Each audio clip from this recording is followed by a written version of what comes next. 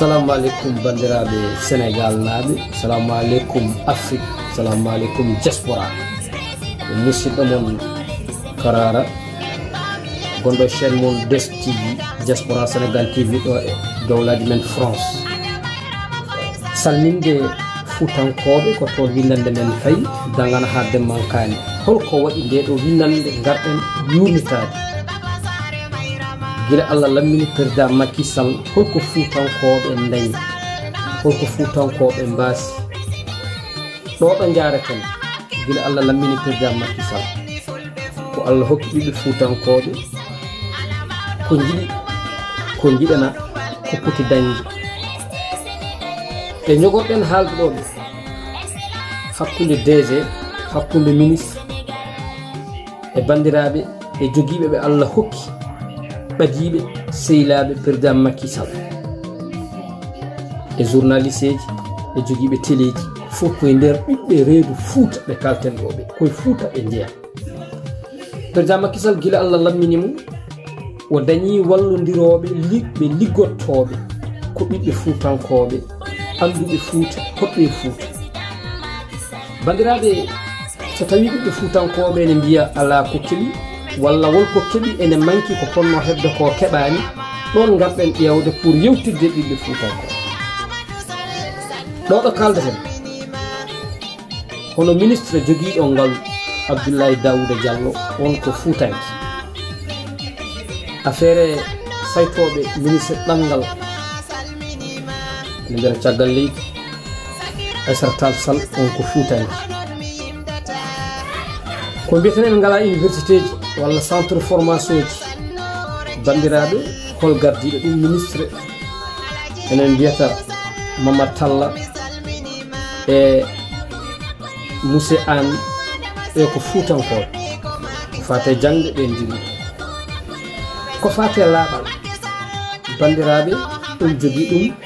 ko Abdoul Karim Sall on ko Fuutanki. so ɗum ɓenni halfinaɓe gueɗe goɗɗe ɗe ɓiɓɓe Fuutankoɓe jogui courant mo kalteno Baba Diallo on ko Fuutanki jogui ko fate affaire électricité. affaire laabi on ko Moussé Camara on ko Fuutanki jogui directeur laabi. impôt et domaine Moussé Ly on directeur on ko Fuutanki. affaire réseau ji hippude ko fate signal Abdoul Doudou Ly on ko Fuutanki. ko fate état civil on ko Fuutanki wiyete ko Aliou Sall on ko Fuutanki. assemblée nationale joguiɗo ngaalu gonɗo ɗon Moussé Dia on ko Fuutanki. bandiraɓe hande ministre joguiɗo ko fate ñawoje on ko Fuutanki. e dendinɗo ko sara mum nanti ɗum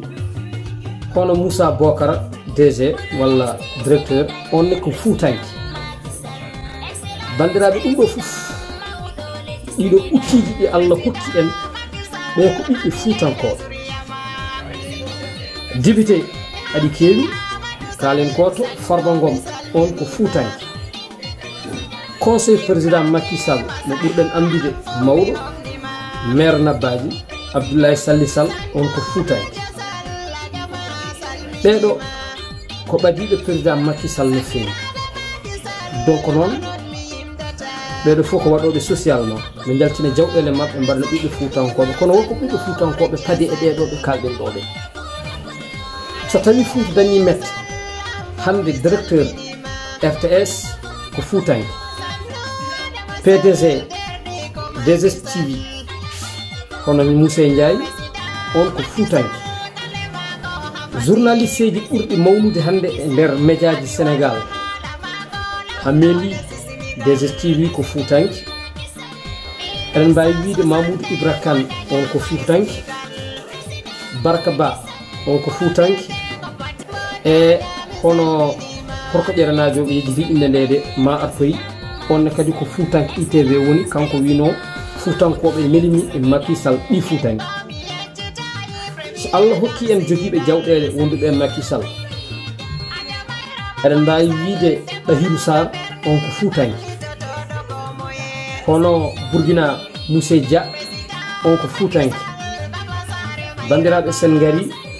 ha ɗo ko waɗɗani ko hono Ɓoki Jawe hono Kalidou Wague on ko Fuutanke garten hande peeñɗo hono Abdoul Aziz Touré on ko Fuutanke